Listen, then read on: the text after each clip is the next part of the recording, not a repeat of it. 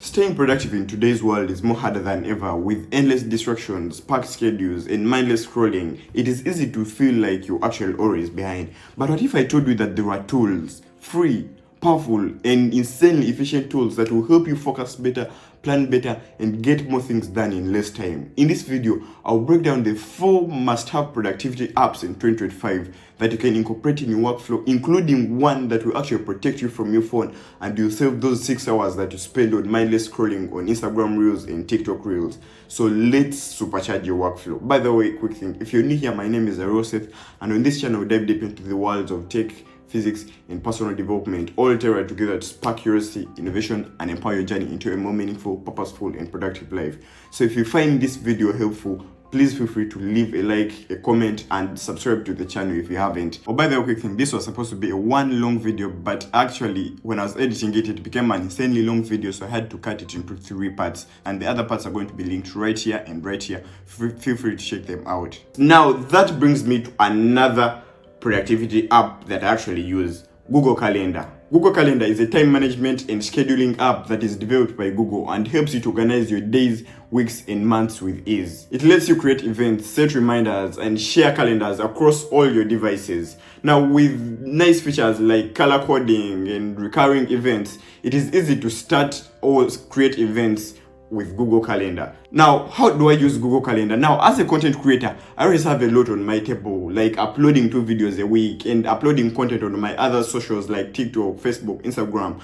And this is not always a very simple task to do because each video has a lot of stages like scripting, editing, shooting, and all those stages have to be done by me. So I use Google Calendar to actually schedule those sessions that I shouldn't be overwhelmed by all those schedules in a very small time. So this is how I use Google Calendar. So when you open Google Calendar, you'll face an interface like this. Of course, when you haven't been using Google Calendar, you won't have all these colors there. But now this is how my calendar looks like. So from 10 to 5, I have a sleep block.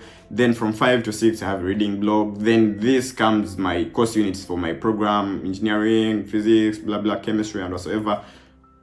Then later on in the evening, I have a gym block, editing block, sleep block, like that. So depending on the day, you actually go on interchanging. Like here, I have an video upload block, Netflix block. But of course, now let's come and see how do you add in a task in your calendar. Now, of course, I bet maybe you haven't started using the calendar, but now if you want to start using calendar, you come here and click create new calendar. So you add in a calendar. Let's say we call it a content calendar. And so after that, calendar. And so after that, you add in any description as you want it and say create calendar. So it will process your calendar and you'll actually see configure calendar. So you can come and configure all the events, all the things you want, but that's not for now. So you can come back this side and actually uncheck. I'm going to uncheck this calendar of mine so we can have a blank interface like this.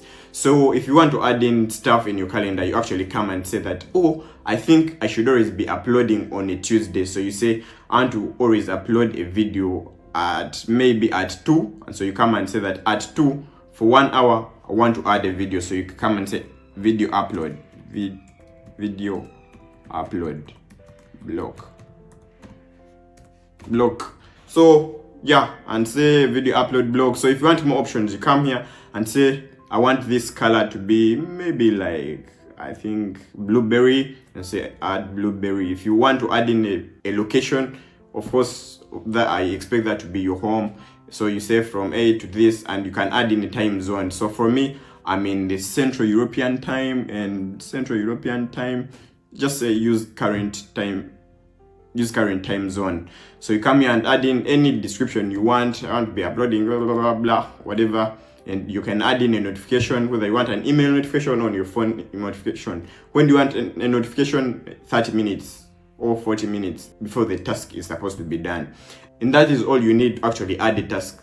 Now, when that is done, you click save and your task will be added automatically. So 30 minutes before the task, Google Calendar will actually send you a notification to tell you that actually your task is in 30 minutes from now. So you can literally like prepare. So you can come in, add in new sessions, Netflix block. I want to be watching Netflix at this time. Netflix block, and add in all the other stuff, save. So that is it. So at the end, you actually find out that your calendar looks like this. Yeah. So this is how my calendar always looks like. And this helps you to be more organized and help you to actually do stuff in its right time. So to me, you actually see that I always have a scripting block, then I have a video upload block. I have also a block when I'm supposed to be watching Netflix. Then I have session blocks, I have reading blocks, so sleep time blocks. Yeah. Your calendar doesn't have to look identical like to mine, but I mean, so that is it. That is how you actually use Google Calendar. It helps you save a lot of time, and you don't have to always think in real time like, what am I supposed to do? And mind you, if you actually don't have stuff on your Google Calendar, on your schedule, it's hard to actually do it. But if you have tasks on your calendar, it's easy actually to come and actually start doing those things. So that was tool number 3.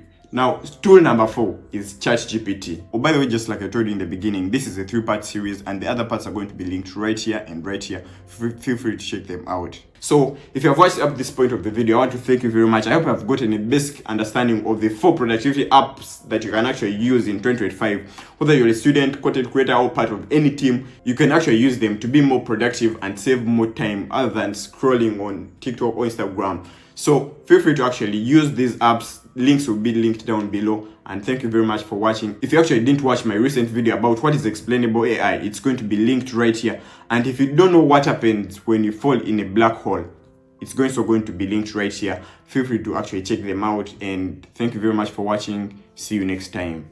Peace.